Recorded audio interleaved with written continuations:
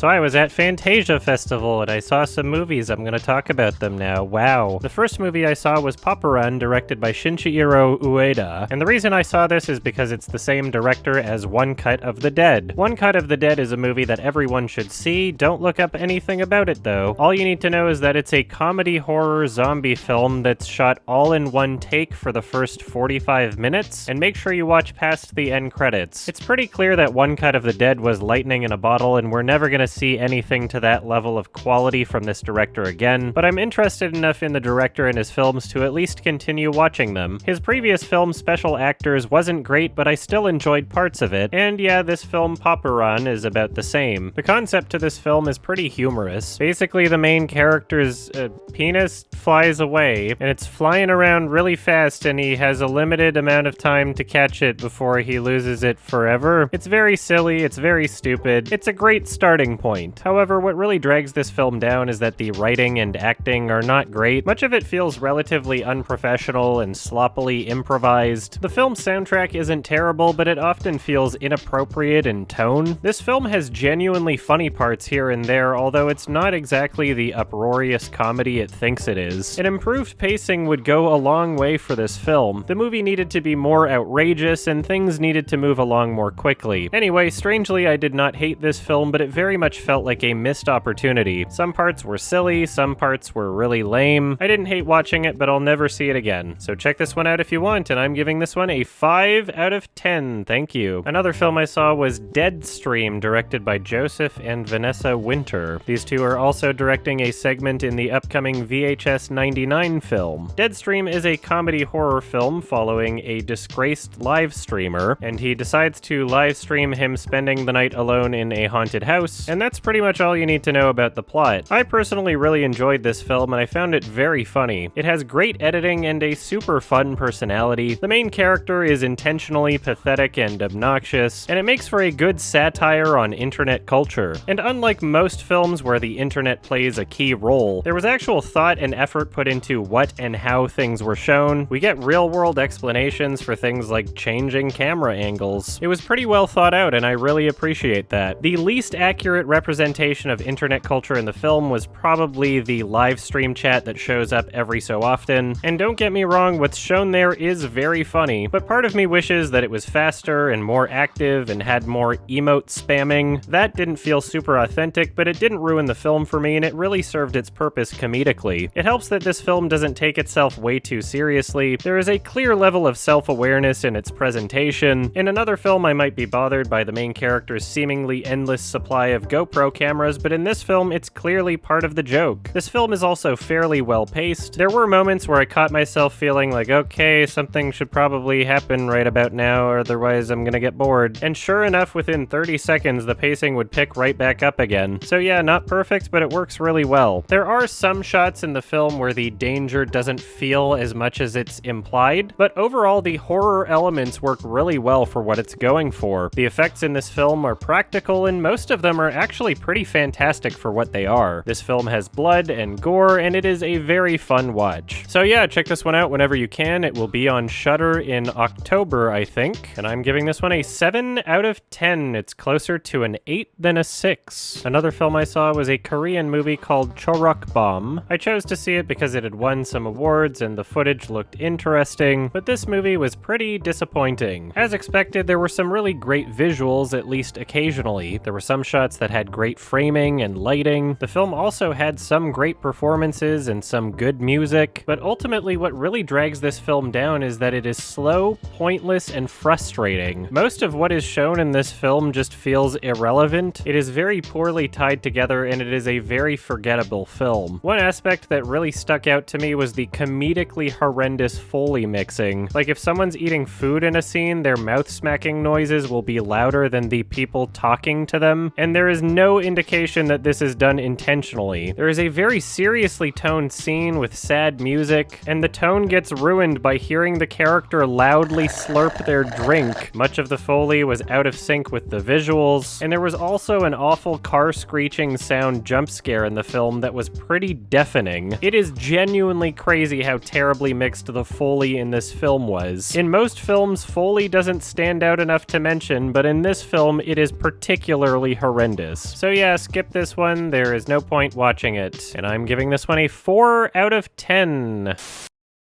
Another film I saw was a Korean movie called The Fifth Thoracic Vertebra. Part of the reason I decided to watch this film is that it's only 62 minutes long, and the last time I watched a weirdly short Korean movie, it turned out pretty great. P.S. The title of that movie is Digital Video Editing with Adobe Premiere Pro, The Real World Guide to Setup and Workflow. That's the full title, just in case you're wondering, thank you. Anyway, with this movie, The Fifth Thoracic Vertebra, it was not as good, but still a relatively fun watch. It was very silly and low budget, and it had enough self-awareness. Basically, it's about a killer mattress fungus that steals parts of people's spines. It's not great, and it's kind of silly how they keep having to find excuses for why people keep interacting with this mattress. And although this film does have self-awareness, there are some parts where the budget and stupidity become borderline unsatisfying. As the film goes on, there are some design choices that feel more lazy than ironic. The best part of this film was actually the sound design. It had a lot of interesting flavor to it, and it was pretty fantastic. There was also some great use of color here and there, and it was visually interesting for the most part. There are time-lapse sequences where those elements combined with the editing are really well put together. Now, with this film only being 1 hour long, it was understandably pretty well paced for the majority of it, although one section did feel kind of slow, and if your movie's going to be this short, it shouldn't be that way at any point. Anyway, this movie was charming and silly enough to be enjoyable for me. It might not be for everyone, but I thought it was pretty alright. So check this one out if you want. I don't know where you're gonna find it, but yep. Anyway, I'm giving this one a 6 out of 10. It's closer to a 5 than a 7. Another film I watched was Huesera, and boy, I'm glad I take notes for these movies because it was super forgettable. This is the director's feature-length debut, and for that, it's a pretty good first film. It looked professionally shot, the acting was good for the most part, the music wasn't bad, but overall, this was a very tropey, cliched, and super repetitive movie. It did not offer anything in terms of originality or concept. The story felt way too familiar, and it did not do much at all to deviate from the norm. In the first act of the film, the horror scenes were actually pretty great and scary, but as the film goes on, it quickly becomes impossible to take those scenes seriously. And on top of that, most of the movie is just waiting for more horror scenes to happen. Everything taking place in between the action was so cliched and uninteresting, so most of the movie was just really not engaging. Without spoiling anything, the ending to this film was also very unsatisfying. Like I said, it's pretty good for a first film, but boy, I forgot I even watched this movie until I went through my notes. So yeah, if you've never seen a movie before, then maybe watch it. As for me, I'm giving this one a 5 out of 10. Another film I saw was a German movie called We Might As Well Be Dead. This is a lowish budget dramatic satire where a community exists within a tower block, and the world outside is implied to be very dangerous, if not apocalyptic, so people from the outside make desperate pleading applications to be accepted into this community, but there's an entire hierarchy of class and judgment of behavior, etc. So yeah, it's basically using a smaller scale example to talk about more broad, larger issues. It is very intriguing, and the dystopian nature is fun to watch. It's not entirely dramatic, and there are some pretty funny scenarios in the film. This is also the director's feature-length debut, and it is a pretty great first movie. But what I will say is that nearly every element of this film feels like it could use some improvement. This is a good film that does so much in the right direction, but it seems like a lack of resources or ambition, or both, kept this from being truly great. If every element in this film was pushed a bit further in the direction that it's already going, then this would be a particularly satisfying movie. The drama, the performances, the writing, the humor, the cinematography, the music, the setups, the payoffs, the conflicts, etc. They were all good, but good is where it stopped. If this film just had more scale and ambition, then it would be so much more engaging. But of course, I also understand that this is not a high-budget film, it is also the director's first feature. So yeah, at the very least, this has me excited to see what they do next. One more issue that I hope gets fixed with their next film is that this feels way too similar to early Lanthimos films. The writing, the tone, and even the color grading, it's all impossible not to compare. The entire movie, it just feels like a worse early Lanthimos film. So yeah, hopefully the director develops a bit more of a distinct style as their career goes on. Like I said, I'm really excited to see what they make next, and this movie was a really great first feature. So check this one out if you want, and I'm giving this one a 6 out of 10. Thank you.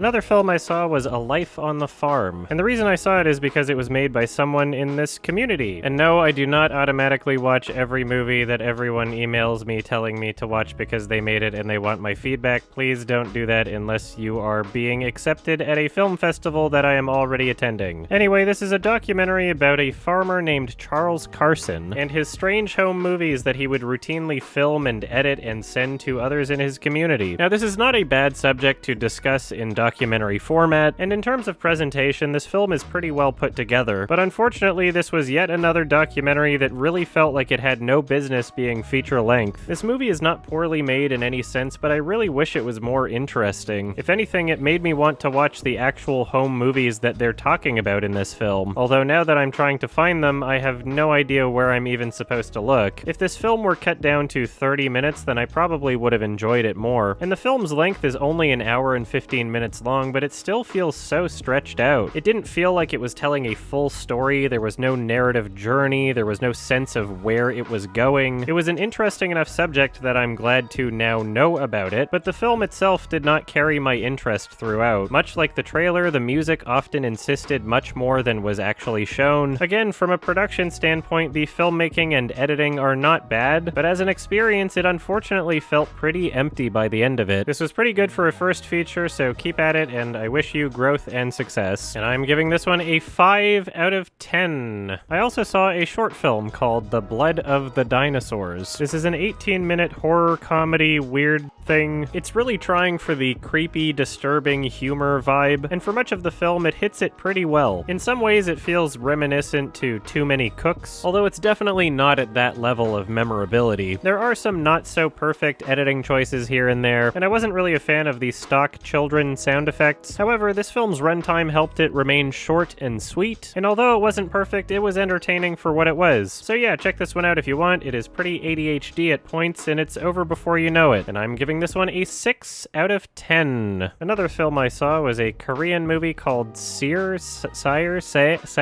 Not sure how to pronounce this one. I'm Seire. Anyway, this film was very well shot, especially for being low budget. It had awesome music, and it was intriguing, but over time it started to feel really slow, and I was kind of just waiting for something to happen. It started out very promising, but eventually it got nearly impossible to pay attention to. By the time it finally got to showing what it wanted to show, it was not that impressive at all. It unfortunately really lacked scale and ambition. The ending was awful, stupid, unsatisfying, and pointlessly inconclusive. So yeah, there really was some talent that went into the filmmaking here, but unfortunately it wasn't in service of much. Overall, it was an incredibly forgettable film, and I will not be seeing it again. And I'm giving this one a 4 out of 10. Another film I saw was a Japanese film called Missing. This is a crime drama mystery film where a girl is looking for her missing father. There's a lot more to it than that, but I don't really want to spoil anything. Let's just say that there are layers to the mystery that get revealed over the course of the film. It's a very weird story, and to be honest, as things get revealed, it kind of starts to feel a bit more silly. Some of the sequence of events and character motivations are a little weird. It's kind of difficult to describe, but I would recommend that you watch it. This film is well shot with good music. The acting could be better overall, although there are scenes where it is fantastic. The performances get better as the film goes on, and there's some really great stuff towards the end. A lot of the moments in the film with physical impact weren't choreographed super well. It didn't make up a huge chunk of the film, but it was noticeable. Much of this film is told in a non-chronological order. It's not impossible to follow along, and it does make the film feel a bit more complex. This film definitely has some of the markings of a great movie. For me, it is not quite there yet, but I could see a lot of people enjoying this one. There are definitely some powerful scenes in this film, and it touched on a lot more than I expected it to. It's a well-made film with a kind of silly story and questionable morals, and it kept me pretty interested throughout. So yeah, if this sounds interesting to you, then check it out, and I'm giving this one a 6 out of 10. Another film I saw was Skinamarink. This is a very low-budget film with a really powerful style. This is a movie that feels like one of those nightmares where you can't turn on the lights. It is very experimental in how it's shot and presented. There are very few points in the film where you see any of the characters' faces, There's plenty of visual noise, and it looks like it could be a movie from the 70s. The audio has a muffled, retro sound to it. The style of this film helps to build an incredible amount of tension, and it feels like there's a constant threat of jump scares. This movie is almost entirely atmosphere. Like, that's pretty much the whole movie. So if you're not really into the style, then this movie's not for you, as you will likely get very impatient. Personally, I don't feel as though anything would be missing if this film were shorter. The flow and pacing could really use some improvement, and I wish that there was more of a consistent feeling of build-up. There were definitely some moments in this film that felt disappointing. There was a pretty annoying jump scare that felt cheap and pointless, and there were also some sound effects to accompany visuals that were way too goofy. Still, this movie really left an impression on me as it was very unique. There are parts of this film that felt legitimately terrifying to me, and I cannot say that about the overwhelming majority of horror movies. This was a very interesting movie that is definitely not for everyone, but I do think more people should see it. So if this seems good to you, then check it out whenever you can, and I'm giving this one a 6 out of 10. And that's everything I saw at Fantasia Festival 2022. Stay tuned for more stuff and things. Thank you.